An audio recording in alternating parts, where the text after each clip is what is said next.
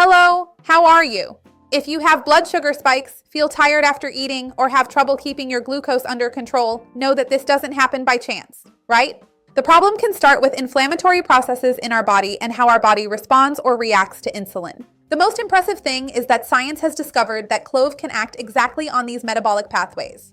I'm going to explain how this happens and how to use clove. You're going to love this video, so stay until the end because you won't want to miss it. Before we start, I want to ask if you usually consume clove in your daily life or if you only use it in special recipes. I'd love to see your comment.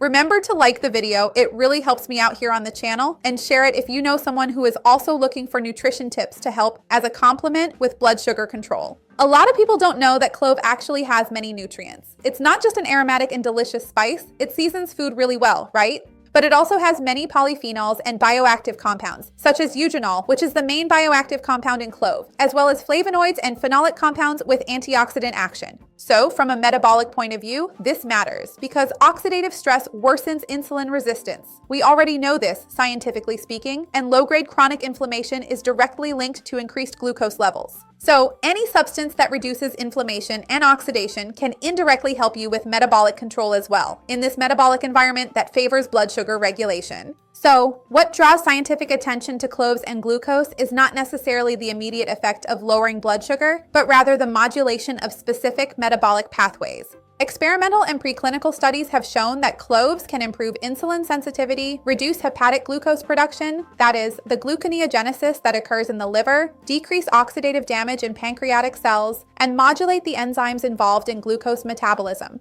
So, it doesn't act like a medication that will drastically lower your blood sugar, of course not, but it can help create a metabolic environment that is less resistant to insulin. So, this ends up having some very interesting beneficial effects. That's why many people say, oh, when I drink clove tea or when I consume cloves, I notice my blood sugar goes down. Why does this happen? This is the most interesting point, but it's often not interpreted correctly because when someone starts using cloves regularly, whether as an infusion, a tea, or a spice, usually this goes hand in hand with reducing refined sugar, cutting down on sweets, and snacking less. It can also help with digestion, and there's also the matter of the inflammatory response, which I mentioned to you earlier. In addition, cloves can help slow down gastric emptying in a gentle way and modulate the glycemic response, that is, blood sugar, indirectly. So it can have very interesting effects, such as smaller glucose spikes after meals and a feeling of better glycemic control as well.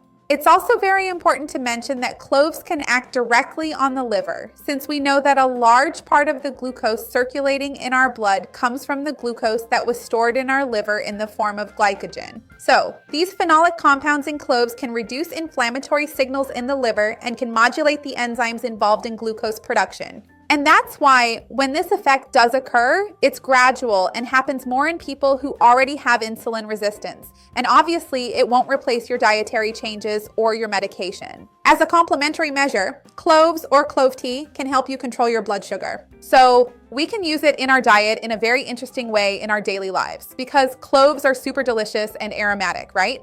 You can make an infusion if you prefer, using 1 or 2 cloves crushed in a mortar or brought to a boil. If you crush the cloves in a mortar, you can just pour boiling water over them and wait about 15 minutes. If you don't crush them, you'll have to actually bring them to a boil by decoction to extract more throughout that boiling process itself, right? And you can drink 1 to 2 cups a day, but no more than that too. Remember that cloves also work really well as a spice sprinkled over fruit, crushed into fruit salads, or in homemade ice creams that you make without sugar. They can even help with ground meat to give it a more oriental flavor or with some vegetables. Some people like to use cloves like this. Tell me, have you ever used them in savory dishes or only in desserts? I would love to see your comment. Another important point to mention is about using clove essential oil for food purposes. It should not be used because it is not a standardized extract. It can have high concentrations of compounds that could even be harmful to your body. So if you're really looking for the benefits, the best way is to use teas, infusions, or to add cloves to your food and cooking. Never use the essential oil. If you already have some kind of diabetes, another illness, or take any medication and are unsure whether you should use cloves or not, what's the best way to use them? The best time or the right amount? Talk to your doctor or a nutritionist in your city. Remember that this video is for informational purposes only. Remember that I have many videos here on the channel talking more about controlling blood sugar, foods, and blood sugar. I'll leave these playlists down below in the description for you. I want to know if you have the habit of using cloves, so when do you use them? I'd love to see your comment. Remember to like the video, that really helps me, and share it with anyone who might like it or need it. Let's expand this chain of kindness. That's what I want here on the channel. See you next time. Bye.